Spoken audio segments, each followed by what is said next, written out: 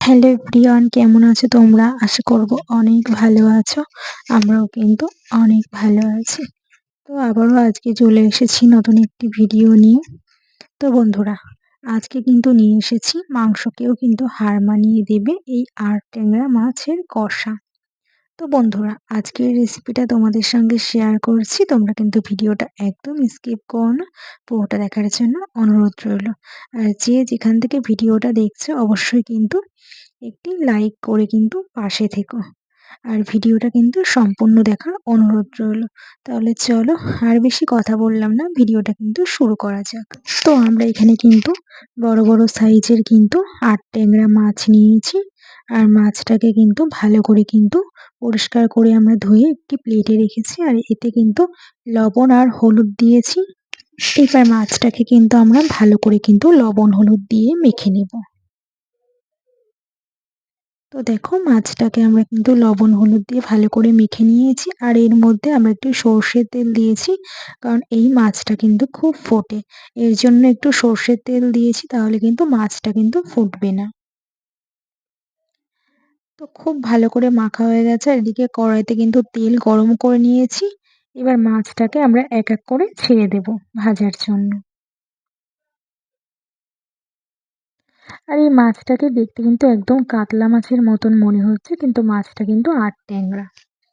তো মাছটা ভাজা হোক, ততক্ষণ আমরা এখানে নিয়েছি পেঁয়াজ কুচি, টমেটো কুচি, আর নিয়েছি আমরা আলু আর ধনেপাতা, আর এখানে রসুন, লঙ্কা আর আদা।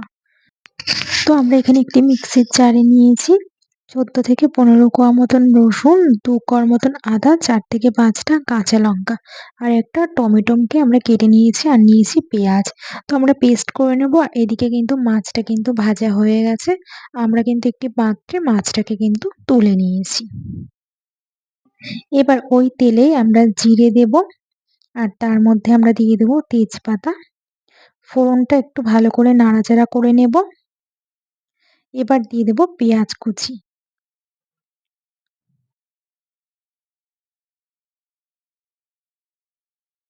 তো পেঁয়াজ কুচি দিয়ে কিন্তু খুব ভালো করে কিন্তু একটু নাড়াচাড়া করে নেব।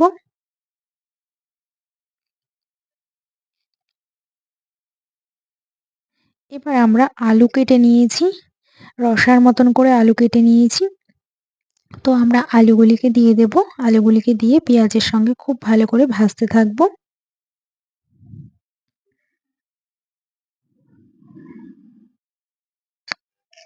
তো দেখো, খুব ভালো করে কিন্তু ভাজা ভাজা করে নিচ্ছি। তো এবার কিন্তু আমরা মশলাটিকে দিয়ে দেব। যে মশলাটি আমরা পেস্ট করেছিলাম মিক্সিতে, সেটি কিন্তু আমরা দিয়ে দেব। এবার আলু পেঁয়াজের সঙ্গে খুব ভালো করে কিন্তু আমরা কষিয়ে নেব। খুব ভালো করে কিন্তু কষাতে হবে।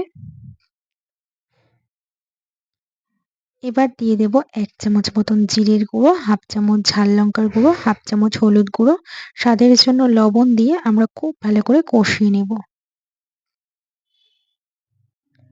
খুব ভালো করে কিন্তু কষাতে হবে।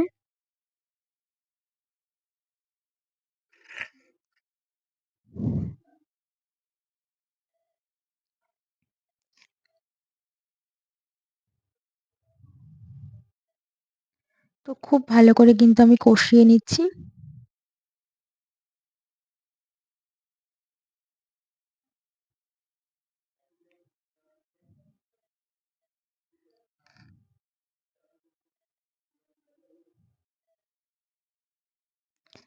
তো মশলাটাকে কিন্তু খুব ভালো করে কিন্তু কষিয়ে নিতে হবে।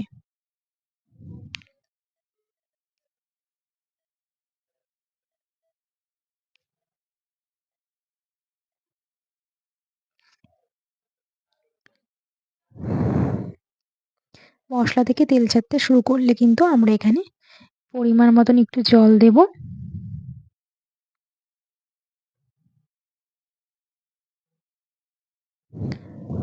এবার কিন্তু আমরা 5 মিনিট মতন ফুটিয়ে নেব।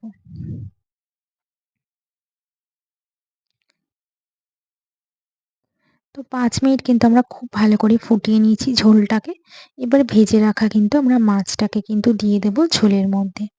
যেহেতু আমরা এটা কষা কষা করব, এর জন্য কিন্তু জলের পরিমাণটা আমরা একদমই কম দিয়েছিলাম।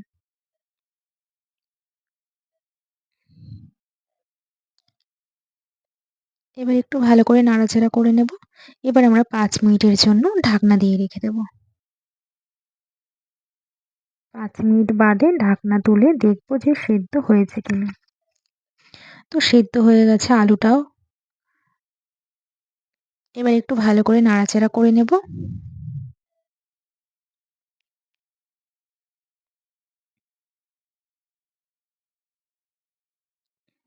তো খুব ভালো করে কিন্তু নাড়াচাড়া করে নিয়েছি।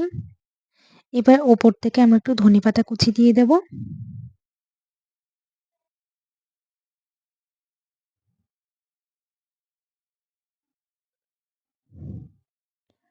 ধনেপাতা কুচি দিয়ে দিয়েছি। এবার কিন্তু আমরা গরম মসলা গুঁড়ো দিয়ে দেব। দিয়ে খুব ভালো করে কিন্তু নাড়াচাড়া করে নেব। এবার খুব ভালো করে কিন্তু আমরা মিশিয়ে একটু নাড়ব।